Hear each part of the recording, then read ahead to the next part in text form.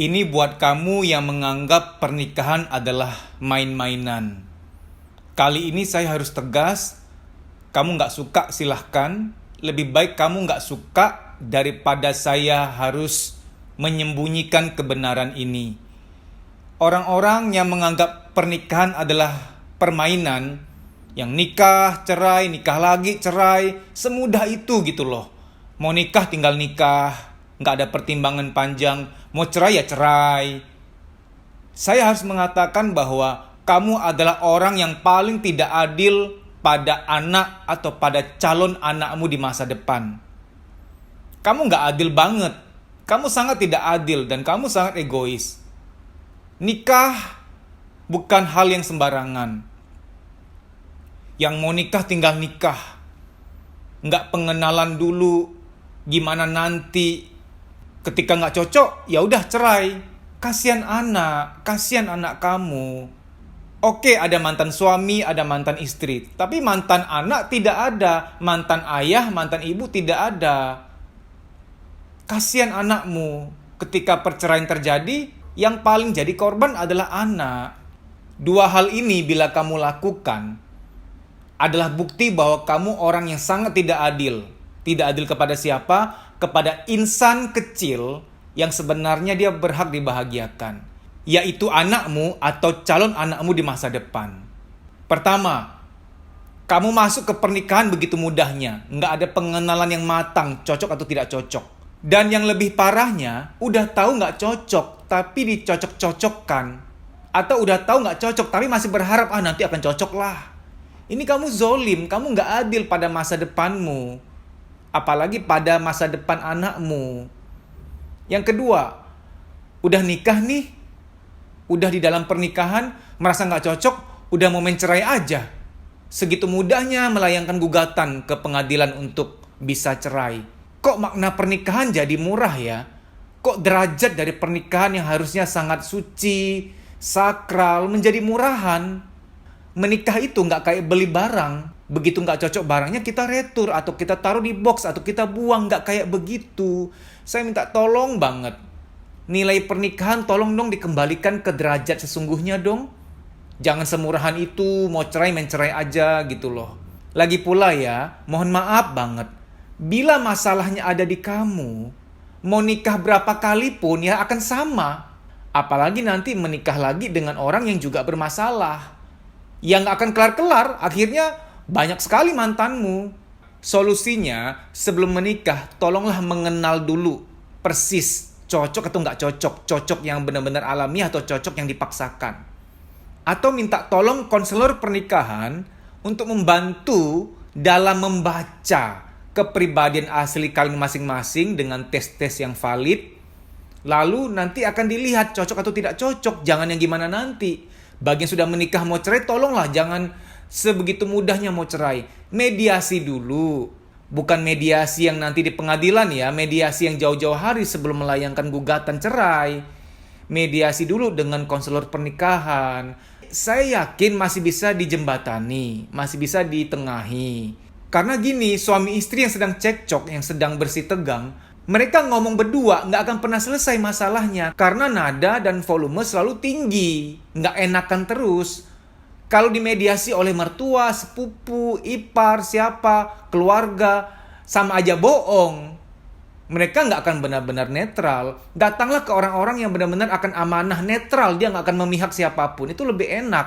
Akhirnya akan keluar curhatan-curhatan yang pasanganmu tuh bingung. Pak, Bu, perasaan dia nggak pernah ngomong gitu. Nah itu akan keluar fakta-fakta, data-data, curhatan-curhatan, jeritan-jeritan hati yang ketika kamu dengar waktu di mediasi, oh begitu tuh, aku nggak tahu, kamu nggak pernah ngomong sama aku. Oh gitu ya, aduh sorry ya aku salah paham. Selama ini kok ini nggak keluar, karena selama ini kan kalian kalau ngomong berantem aja terus, perang aja terus. Tanpa disadari ketika kita curhat sama pasangan, kesannya itu menyerang, kesannya itu agresi. Nah, waktu kita diserang, kita akan serang balik dong. Nah, ketika ada mediator, kita agak tenang tuh. Kita bisa kontrol emosi. Nah, ketika kontrol emosi, keluarlah curhatan-curhatan, informasi-informasi yang sebenarnya itu adalah fakta-fakta kunci yang ketika didengarkan oleh pasanganmu, dia akan berkata, oh gitu. Oh, aku nggak tahu. Oh, ya ampun, minta maaf ya. Ayolah, butuh orang ketiga yang netral, bukan keluargamu. Karena kita nggak bisa pungkiri ya, kita aja deh nih yang jadi keluarga dari suami istri yang bertikai. Tentu saja tanpa kita sadari, suami atau istri itu kan yang adalah keluarga kita, tentunya kita sebagai keluarga sedikit banyak pasti sudah nggak netral karena dia adik kita, dia anak kita, dia kakak kita, dia sepupu kita misalkan. Ya tentu saja kita subjektif, tidak objektif lagi dalam melihat perkara. Tolonglah adil pada anakmu atau calon anakmu di masa depan. Mereka berhak untuk punya orang tua yang utuh. Pertahankanlah pernikahan. Jangan dikit-dikit mau cerai. Bagi kamu yang belum menikah, ayolah. Jangan berpikir bahwa gimana nanti deh. Menikah kan ibadah. Yang namanya ibadah kan butuh persiapan, butuh ilmu. Supaya gampang gini deh. Kamu mau ibadah, mau sembahyang apa? Iya. Bangun tidur, mohon maaf masih jigongan, masih belekan, udah langsung sembahyang. Kan nggak sopan, harus membersihkan diri. Terus ada tata caranya, semua kan begitu. Apalagi pernikahan, kalau kamu anggap pernikahan adalah ibadah, tolong dong persiapan ilmunya juga gitu. Supaya nanti benar-benar dapat yang cocok dan pernikahan akan harmonis. Nggak ada pernikahan yang nggak ada masalah, semua pernikahan ada masalah. Tapi masalah menjadi tidak terlalu banyak. Kalau kalian memang cocok. Mencari yang benar-benar cocok memang tidak ada, tapi paling enggak rada cocok. Jangan sampai yang enggak cocok sama sekali dipaksain. Rada cocok aja udah lumayan, enggak usah yang cocok-cocok banget lah gitu loh. Rada cocok aja. Harus ada kata saling dalam pernikahan, saling mengalah. Jangan sampai ya, yang mengalah tuh hanya kamu aja selama ini. Atau yang mengalah hanya dia aja. Harus ada saling. Saling sabar juga. Nggak ada orang yang selalu sabar setiap waktu. Gantian dong sabarnya. Waktu dia lagi capek, waktu dia lagi mood swing, lagi emosi, kamu yang sabar. Nah, besok lusanya gantian. Waktu dia lagi capek, orang kalau lagi capek kan mudah marah ya, kurang tidur atau nggak fit. Atau dia lagi mood swing, atau dia lagi dapet. Waktu dia lagi capek, lagi kurang tidur, lagi nggak enak badan, atau lagi dapet, ya kamulah yang sabar. Nah tentunya besok lusa gantian. Dia yang sabar, kamu bisa mengungkapkan rasa kamu. Saling aja, jangan juga mendem, nggak boleh. Ada kalanya kamu harus jadi diri sendiri, kamu ungkapkan, aku nggak suka, aku kecewa. Oke, tapi di waktu yang dia bisa sabar menerima itu. Gantian sabarnya, saling. Ibaratnya shift-shiftan, gantian. Kayak kerja security, satpam itu shift-shiftan, ada shift malam, shift pagi. Perawat ada shift malam, shift pagi, gantian, saling gantian gitu loh. Nah ini sebenarnya di awal-awal sebelum menikah, kamu udah bisa membaca nih proyeksi ke depannya. Sekarang ini di masa pengenalan kami sudah ada saling belum ya? Kok nggak ada saling, ya mendingan jangan lanjut. Dia egois banget, harus aku yang selalu sabar. Dia egois banget, harus aku yang selalu minta maaf. Dia egois banget, harus selalu aku yang mengalah. Kalau udah begitu jangan lanjut dong. Tapi kalau sudah terlanjur menikah, jangan langsung memutuskan untuk cerai juga. Dia dibawa terapi. Siapa tahu dengan terapi luka batin masa kecilnya itu bisa sembuh sehingga egoisnya berkurang. Karena nggak bisa dipungkiri, ada orang tertentu luka batin yang sangat luar biasa di masa lalunya membuat dia menjadi egois banget.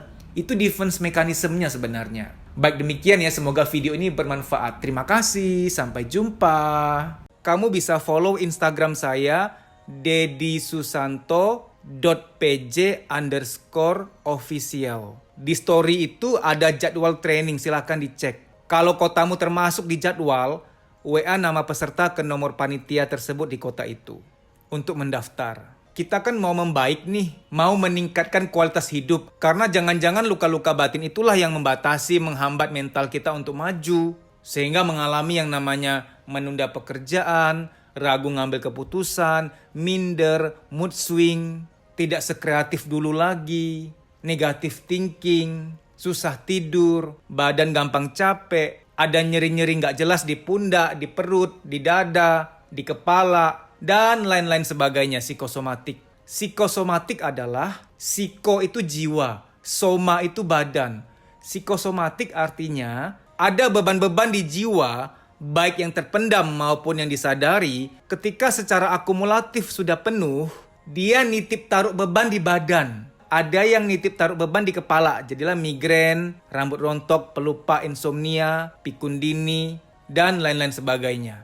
Kalau ketombe karena salah sampo ya, beda jurusan itu. Bro kakak. Ada orang yang ketika jiwanya sudah penuh, jiwanya itu nitip taruh beban di perut. Jadilah nyeri head berlebihan, nafsu makan tinggi, nafsu makan rendah, dan lain-lain sebagainya. Saya nggak mau sebut nama-nama penyakit lain yang wah ya. Tidak baik menyebut nama-nama penyakit seperti itu karena dapat mensugesti. Saya sebutkan hanya gejala-gejala kesehatan yang sering dialami oleh kita semua, yang ringan-ringan. Time doesn't heal. Waktu tidak menyembuhkan. Kita perlu berusaha untuk memulihkan diri kita.